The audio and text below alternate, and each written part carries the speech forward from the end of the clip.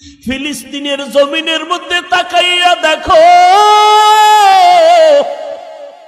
মায়ের সামনে সন্তানকে জবাই করা হয়, সন্তানের সামনে মাকে হত্যা করা হয়। রে যুবক, পানি পানি বলে চিৎকার দেয়, পানি নাই, চিকিৎসা নাই, কোনো খানার আয়োজন নাই। বাতি নিবাইয়া তাদের উপরে জালেমের গোষ্ঠী হামলা করে, ওয়াকাতরে জীবন বিলায়া দেয়। এক বাবায় শুকর আদায় করে কয়, হাসে আর শুকর আদায় করে। একজনে প্রশ্ন করলো সাংবাদিক, এই ফিলিস্তিনের মুসলমান, তুমি হাসো কেন বিপদের সময়? কয় আমার কপাল ভালো। কয় কেন? কয় আমার কয়েকটা সন্তান শহীদ হয়ে গেছি, জান্নাতে চলে গেছি, আমিও আশায় আছি শাহাদাতের দরজা দিয়া বিনা হিসাবে জান্নাতে যাব। এরে নবীর উম্মতের দল, তুমি যদি নেতার জন্য জীবন দিতে পারো, তুমি যদি দলের জন্য জীবন দিতে পারো, যারা আমার মাওলার আশিক, যারা আমার মদিনাওয়ালা নবীর আশিক, ওরা কেন নবীর জন্য জীবন দিবে না? ওরা কেন দ্বীনের জন্য জীবন দিবে না? মুসলমান অন্যের বিপদ দেখে হাসবা না রে বাবা, বরং যদি মুসলমান হইয়া কবরে যেতে চাও, কাফনের কাপড়টা তাড়াতাড়ি কিনিয়া হাতের মধ্যে রেডি রাখো। ডাক আসতে দেরি, ময়দানে নামতে যেন দেরি না হয়। রাজি আছো? ভাইরা আমার, এরে নবীর উম্মতের দল, আর ঘরে বসে থাকার সময় নাই।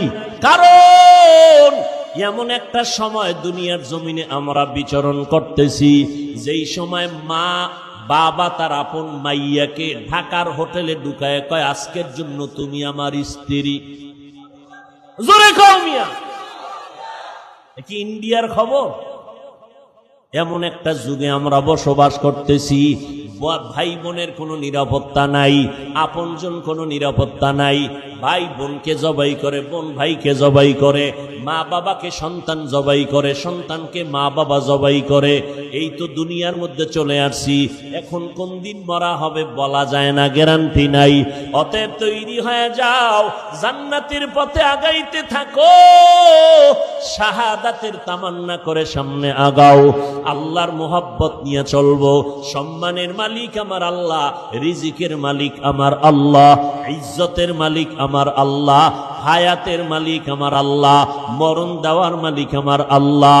এরে নবীর উম্মতের দল, আল্লাহ বলেন সাহায্য চাও আমার কাছে, কারণ আমরা দুর্বল। দুর্বল মানুষ অন্যের সাহায্য ছাড়া চলতে পারবো না, অন্যের সহযোগিতা ছাড়া চলা যাবে না। এখন কার কাছে সাহায্য চাবো? দুনিয়ার এমন একজনের কাছে সাহায্য চাও যার মধ্যে তিনটা দুর্বলতা নাই। এক নম্বরে যার অভাব নাই, তার কাছে চাইলে পাবা। যার অভাব আছে, সে নিজের পেট ভরতে পারে না, তোমারটা কোনোদিন ভরতে পারবে না। তার নিজের চোখের ক্ষুধা নিবারণ হয় না, তোমার ক্ষুধা নিবারণ করবে কিভাবে? মাইকে দাঁড়াইয়া চমৎকার বক্তব্য দেয়, কেউ খাবে কেউ খাবে না, তা হবে না তা হবে না। অথচ ওই সদরঘাট তাকায়া দেখো, কত মানুষ না খাইয়া অকাতরে জীবন যাপন করতেছি। মানুষ ময়লা খাইয়া জীবন যাপন করে, মানুষ ফালাইয়া দেওয়া খানা খাইয়া জীবন যাপন করে। এরে নবীর উম্মতের দল, একমাত্র কারণ আল্লাহর মোহাব্বতের অভাব। এরে নবীর উম্মত, আল্লাহ পাক রব্বুল আলামিন বলেন তুমি বড় দুর্বল, সাহায্য এমন একজন থেকে নাও যার মধ্যে কোনো অভাব নাই। দুই নাম্বার, যার মধ্যে কোনো স্বার্থ নাই। দুনিয়াতে খুঁজা দেখবা ও আল্লাহর বান্দারা, এমন একজন মানুষ পাওয়া যাবে নি যার কোনো অভাব নাই। বলেন বলেন, আছে কেউ? বরং যে যত বড় টাকাওয়ালা তার অভাব তত বেশি, ঠিক নেই? গরিবের অভাব 100 টাকায় কমপ্লিট, বড় লোকের অভাব হলে লাখ টাকায় কোটি টাকায় সমাধান হয় না। ও ভাইজান, বড় লোক বড় অভাবী, বড় লোক বড় অভাবী। গরিব রাস্তা দিয়া চলতেছি, রিক্সায় চলে, হঠাৎ রিক্সা নষ্ট, হেঁটে হেঁটে চলে যাবে, জামায় ময়লা লাগছে, নিজেরটা নিজে ধুইয়া নিল। বড় লোক হাঁটতেও পারে না, নিজের জামা ধুইতেও পারে না, খানার প্লেটটাও কাজের লোকের ধুইয়া দিতে হয়, বাথরুমটা কাজের লোকে পরিষ্কার করে দিতে হয়।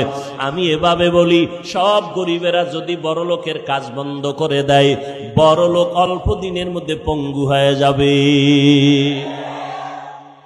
তাহলে অভাব ছাড়া কোনো মানুষ, পিসাব বুঝি অভাব নাই কি? আমার জানা মতে ফিরে গো অভাব বেশি, মুড়িদেরটা খাইয়া বিশাল বড় ফ্যাট মোবারক, ঠিক নি? মুড়িদেরটা খাইয়া অট্টালিকা বানায়, রাজপ্রাসাদ বানায়। এরে নবীর উম্মত, এক কথায় দুনিয়াতে এমন একজন মানুষ নাই যার কোনো অভাব নাই। 2 নাম্বার, এমন একজন মানুষ দেখো যার মধ্যে কোনো স্বার্থ নাই। দেখেন তো আসেনি? স্বার্থহীন কেউ আছে? এই যার কথায় তুমি দাড়ি কামাও, যার পাল্লায় ভুইরা নামাজ বাদ দিছো, তোমার কেমন বন্ধু জানো? স্বার্থে আঘাত লাগবে, মোবাইল বন্ধ, কি ঠিক নি? এই নি তোমার বন্ধু, তোমার জন্য কলিজা দিয়া দেয়, স্বার্থে আঘাত লাগলে মোবাইল শেষ, আর তারে বাড়ি চালান দিয়াও ভাবা যায় না। মোবাইল বন্ধ, ঘরে বইয়া কয় আমি ঘরে নাই, দুনিয়াই নেই, অন্য জগৎ হয়ে গেছি। এই হলো দুনিয়ার বন্ধু, স্বার্থপর, অভাবী। যার অভাব নাই, টোটাল স্বার্থ নাই, একজন, তিনি হলেন কে? আরো জোরে বলেন, ইয়া আইয়ুহান নাস আনতুমুল ফুকারাউ ইলাল্লাহ ওয়াল্লাহু হুয়াল গানিয়্যুল হামিদ।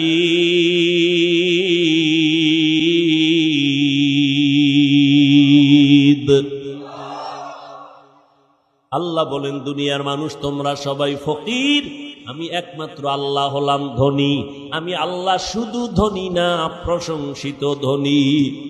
দুনিয়ার মধ্যে যারা ধনী এরা প্রশংসিত ধনী না, কারণ 10 টাকা দিলে 5 টাকার জাল মিটাইয়া দেয়, 10 টাকা দিলে 20 টাকার জাল মিটায়। কয় মসজিদ দেখছনি, এটা কার? কয় এটা আমার। মসজিদ কার? জোরে বলো। দুনিয়ার সব বিলাইয়া যদি মসজিদ বানায়, নিজের দাবি করার কোনো অধিকার নাই। অথচ দান কইরা কয় এটা আমার টাকায় হয়েছে, আমারটাই হয়েছে, অমুক লোকের আমি না দিলে না খাইয়া মরে যাইতো। না বাবা, বাঁচাইয়া রাখার মালিক আল্লাহ। কেউ বাঁচাইয়া রাখার ক্ষমতা মানুষের হাতে নাই। ইজ্জতের মালিক আমার আল্লাহ, ইজ্জত দেওয়ার মালিক দুনিয়ার কারো হাতে আল্লাহ দেন নাই।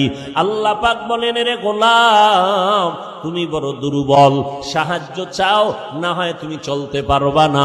যার কাছে সাহায্য চাইবা, যার মধ্যে স্বার্থ নাই, অভাব নাই, তিনি হলেন আমার আল্লাহ। এখন সব কথার শেষ কথা, সাহায্য চাওয়া লাগবে কি লাগবে না? কার কাছে চাইবেন? একটু আমাকে জবাব দেন। আমার নবীজির থেকে বড় পীর কেউ আসেনি? আমার নবীর থেকে বড় মুফতি কেউ আসেনি? আমার নবীর থেকে বড় নবী কোনো আসেনি? এবার আমাকে বলেন, ওই নবীজি কোনো কিছুর প্রয়োজন হলে কার কাছে চাইতেন? নবী যদি আল্লাহর কাছে চাইতে পারেন, যেই নবীর কোনো গুনাহ নাই, যেই নবীর জীবনে একটা মিথ্যা কথা বলেন নাই, 63 বছর হায়াতে একটা মিথ্যা কথা নবী বলেন নাই, সেই নবী যদি আল্লাহর কাছে চাইতে পারেন, আপনি কবরওয়ালার কাছে কেন চাইবেন? আপনি দুনিয়াওয়ালার কাছে কেন চাইবেন? আপনি আল্লাহর কাছে চান। এক চালাক বাঙালি কয়, অনেক চাইছি আল্লাহ দেয় না, এই জন্য আর চাই না। আল্লাহ কয়, চাও আমি দিব, উদউনি আস্তাজিব লাকুম, চাইতে দেরি হবে, পাইতে দেরি হবে না। কয় চাইলাম দিল না কেন আল্লাহ? আল্লাহ কয় 2 জিনিসের মাধ্যমে চাইতে হবে। 1 নম্বরে ধৈর্য, 2 নম্বরে হলো নামাজ। ধৈর্য নাই, নামাজও নাই, আজীবন চাইলে কি হবে? চাওয়ার সিস্টেম অনুযায়ী চাও। নামাজ কয় ওয়াক্ত? শুধু শুক্রবার দিন না প্রতিদিন? এরে যুবক, মাঝে মাঝে নামাজ ছেড়ে দেওয়ার কোনো সুযোগ আসেনি? সবাই বলেন। নাই বলিয়া যদি নামাজটা না পড়েন, শাস্তিটা কত কঠিন হবে, সাবধান। যুবকেরা, কয়দিন আর বাহাদুরি করবারে বাবা। এরে যুবক, ও বিদ্যু বাবাজি, পর্দার আড়ালের আম্মা জান, দুনিয়াটা কিছুই না রে বাবা। ও আল্লাহর বান্দারা, আজকে তুমি আল্লাহর হুকুম মতো চলতে পারো না। ও যুবক রে, কয়দিন আর যৌবনের বাহাদুরি করিয়া আল্লাহর হুকুম না মানিয়া চলবা, নবীর তরিকা বাদ দিয়া চলবা। তোমাকে পাও ধইরা ধইরা ধইরা ধইরা বয়ান করার পরেও টুপি মাথায় দিতে চাও না। মনে আফসোস নিয়া বলবা, হুজুর টুপি মাথায় দেওয়া দরকার, নবীর সুন্নাত, পারি না। দোয়া করবেন, চেষ্টা করব, কিন্তু এমন কপাল পরা আছে, নত না হইয়া উল্টা আমারে ফতুয়া দেয়, উল্টা আমাকে ধাক্কা দিয়া কয় টুপির মধ্যেই কি ইসলাম? দাড়িটা রাখেন না কেন? আমাকে নরম না হইয়া, দোয়া না চাইয়া উল্টা আমারে ধাক্কা দিয়া কয় দাড়ির মধ্যেই কি ইসলাম? পোশাকের মধ্যেই কি ইসলাম? পর্দা করেন না কেন? কয় পর্দার মধ্যেই কি ইসলাম? ও ভাইজানেরা, আল্লাহর রাস্তায় বেয়াদবি মাফ করবেন, আল্লাহর জন্যই বলছি। টুপির মধ্যে ইসলাম নাই, পোশাকে নাই, পর্দায় নাই, হালালে নাই, ইসলাম গেল কই? চাপাবাজির মধ্যে না? এরে যুবক, তোমার মতো যুবক জীবনে মাদ্রাসায় পড়ে নাই, স্কুল কলেজে পড়ে, 5 বেলার নামাজ পড়ে, মিথ্যা বলবা না, সত্য কথার সাক্ষী দাও, আছে না নাই? বালিশে মাথা লাগাইয়া যখন ঘুমাও, নিজের বিবেকটাকে একটু প্রশ্ন করিও। তোমার মতো যুবক স্কুল কলেজে পড়িয়া যদি নামাজ পড়ে, নিজের প্রশ্ন করো, তুমি কেন পারবা না? ও যুবক বাবা, তোমার মতো যুবক র‍্যাব, আর্মি, পুলিশ, বিডিআরের চাকরি করে, নামাজ পড়ে, তুমি কেন পারবা না রে বাবা? তোমার মতো যুবক তাকায়া দেখো, রাস্তায় গাড়ি চালায়, 5 বেলার নামাজ পড়ে, তুমি কেন পারবা না রে বাবা? তোমার মতো যুবক তাকায়া দেখো, আজকে কৃষি কাজ করে, ময়দানে গামছা বিছাইয়া নামাজ পড়ে, তুমি কেন পারো না? নদীর মধ্যে মাছ ধরে যুবক, নৌকায় বসে নামাজ পড়ে, তারপরও নামাজ ছাড়ে না, তুমি কেন পারবা না রে বাবা? ও বৃদ্ধ বাবাজি, আপনার মতো বুড়া মানুষ হাঁটতে পারে না, লাঠি লইয়া, এরপরে টোকাইয়া টোকাইয়া মসজিদে গিয়া 5 ওয়াক্ত নামাজ পড়ে নাই? বুড়া মিয়া, আপনি কেন পারেন না? ও পর্দার আড়ালের আম্মা জান, আপনাদের এত সম্মান, আল্লাহ পাক আপনাদের এত মর্যাদা দান করেছেন। আপনারা নবীদের মায়ের মতো মা, সাহাবায়ে কেরামের মায়ের মতো মা, আপনারা খাদিজা রাদিয়াল্লাহু আনহার মতো নারী, ফাতেমা রাদিয়াল্লাহু আনহার মতো নারী, আয়েশা রাদিয়াল্লাহু আনহার মতো নারী, মারিয়াম আলাইহাস সালামের মতো নারী, হাজেরা আলাইহাস সালামের মতো নারী, ও আসিয়ার মতো আপনারা নারী। ফেরাউন বেঈমান, এর স্ত্রী আসিয়া। ও আম্মা জান, ভালো করে বুঝেন, ফেরাউন এমন বেঈমান, আল্লাহকে না মাইনা নিজের বড় খোদা দাবি করে, আর তার স্ত্রী আসিয়া আল্লাহর এত পেয়ারা বান্দি। আল্লাহ পাক কিয়ামতের ময়দানে নবীর মাধ্যমে জানায় দিলেন, হাসরের ময়দানে সব মানুষ উলঙ্গ দাঁড়াবে, কারো শরীরে কোনো পোশাক থাকবে না, সূর্য মাথার উপরে চলে আসবে, জাহান্নামের আওয়াজ, আগুনের গরম। এমন মুসিবতের সময় সমস্ত নবীরা পর্যন্ত কান্না করবেন। ঠিক এমন কঠিন সময় আল্লাহর জান্নাতের 8টা দরজার 8 জন ফেরেশতা জান্নাতের 8টা দরজা খুলিয়া 4 জন মহিলাকে বারবার ডাকবে, তোমগো কোনো হিসাব নাই, আসো তোমরা জান্নাতের বিছানায় এসে রেস্ট নাও, তোমাদের কোনো হিসাব নেওয়া হবে না। 4 জন মহিলা নারীকে জান্নাতের 8টা দরওয়াজার দারোয়ানরা ডাকবে। আল্লাহ কইবে, যাও 4 জন নারী বিনা হিসাবে জান্নাতে চলে যাও। কয়জন? এরে আম্মা জানেরা, ওই 4 জনের মধ্যে একজন ফেরাউনের বিবি আসিয়া বিনা হিসাবে জান্নাতে চলে যাবে। এরে আম্মা জান, এই দুনিয়াতে আপনাদের এত সম্মান কেন জানেননি? আপনাদের মাধ্যমে, আপনাদের কষ্ট আর প্রচেষ্টার মাধ্যমে দুনিয়াতে ভালো ভালো সন্তান আসছে। এসপি সাহেবের ব্যবহার ভালো, ওসি সাহেবের ব্যবহার ভালো, চেয়ারম্যান সাহেবের ব্যবহার ভালো, মেম্বার সাহেবের ব্যবহার ভালো। খোদার কসম, এই ভালো তার ব্যক্তিগত বাহাদুরি না, সব ভালোর পেছনে হলো মায়ের অবদান। মা ভালো এই জন্য এসপি সাহেবের ব্যবহার ভালো, মায়ের আদর্শ ভালো এই জন্য ডাক্তার সন্তানটার আদর্শ ভালো, মায়ের আদর্শ ভালো এই জন্য ইঞ্জিনিয়ারিং পড়িয়েও ছেলেটার ব্যবহার ভালো। মানুষ দোয়া করে, আলেমদের সাথে বেয়াদবি করে না, মুরব্বীদের সাথে বেয়াদবি করে না, সবার সাথে সালাম দিয়া কথা কয়, চোখ উল্টাইয়া কথা বলে না, মাথা নত করে কথা বলে। আলেমরাও দোয়া করে ইঞ্জিনিয়ার ছেলেটার জন্য, আল্লাহ ছেলেটার সম্মান বাড়ায় দাও, ওর মা বাবাকে মাফ করে দাও। ডাক্তার ছেলেটার ব্যবহারে আলেমরা দোয়া করে, মুরব্বীরা দোয়া করে, আল্লাহ এই ছেলেটার ব্যবহার এত সুন্দর, তুমি ডাক্তারের মধ্যে আরো আজমত বাড়ায় দাও, সম্মান বাড়ায় দাও। আল্লাহ তুমি রিজিকে বরকত দাও, এর মা বাবাকে তুমি মাফ করে দাও। এরে আম্মা জান, সন্তান আল্লাহ দান করেছেন, ওই সন্তানটাকে ডাক্তার বানাবেন আলহামদুলিল্লাহ, ইঞ্জিনিয়ার বানাবেন আলহামদুলিল্লাহ, তবে বেয়াদব বানাবেন না। আপনার সন্তানের ব্যবহারে যেন আলেমরা কষ্ট না পায়, আপনার সন্তানের আচরণে যেন এলাকার মুরব্বীরা কষ্ট না পায়, আপনার সন্তানের ব্যবহারে বন্ধু বান্ধবেরা যেন কষ্ট না পায়। এরে আম্মা জান, সন্তানটারে আদর্শওয়ালা ডাক্তার বানাইয়েন, সন্তানটাকে আদর্শওয়ালা ইঞ্জিনিয়ার বানাইয়েন। আর দুনিয়াতে শ্রেষ্ঠ আদর্শই হলো রহমাতুল লিল আলামিনের আদর্শ, মদিনার নবীর আদর্শ। ওলামায়ে কেরামের দোয়া নিবেন। ও যুবক, ওই মা বাবার দোয়া ছাড়া তুমি সামনে আগাইতে পারবা না।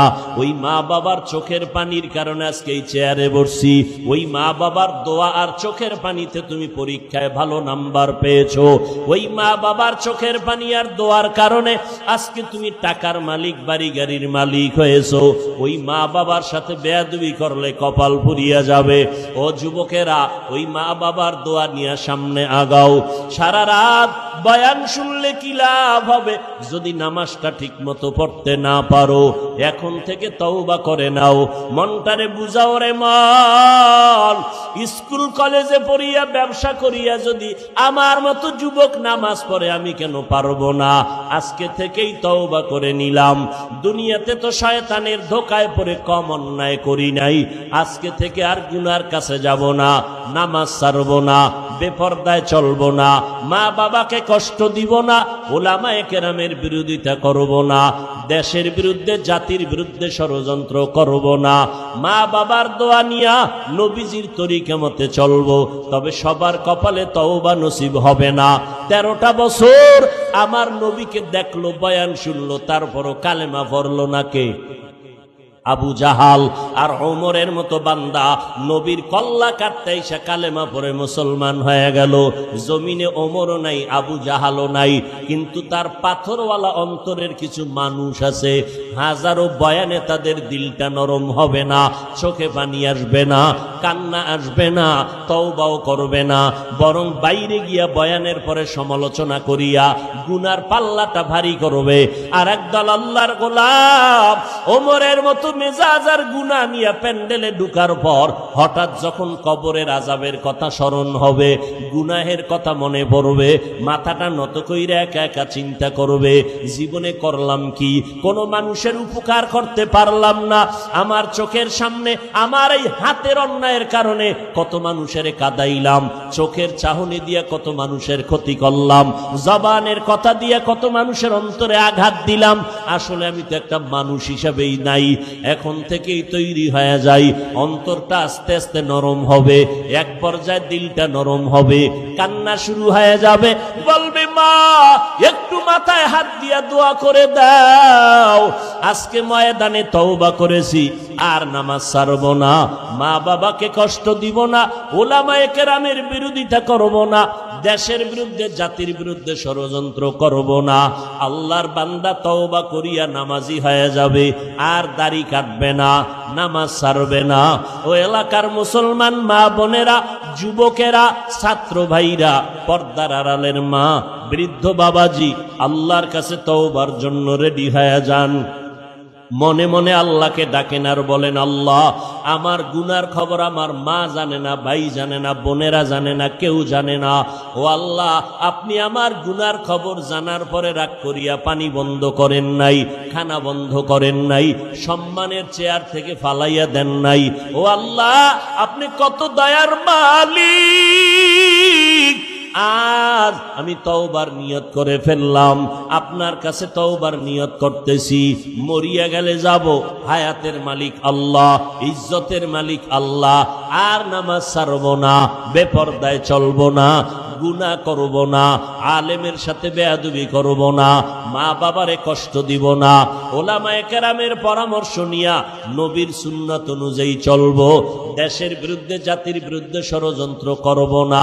তওবা করার মতো অন্তর যদি তৈরি হয়, অন্তরে যদি মুনাফিকি না থাকে, খাঁটি তওবা যারা করতে চান, অন্তর তৈরি, তাদেরকে বলবো দুটো হাত আমার আল্লাহকে দেখাইয়া দেন। আয় আল্লাহ, হাতগুলো কবুল করে নেন, তওবা কবুল করে নেন। আয় আল্লাহ, তওবার উপরে মজবুত হইয়া আমাদেরকে চলার মতো তৌফিক দান করেন, আমিন।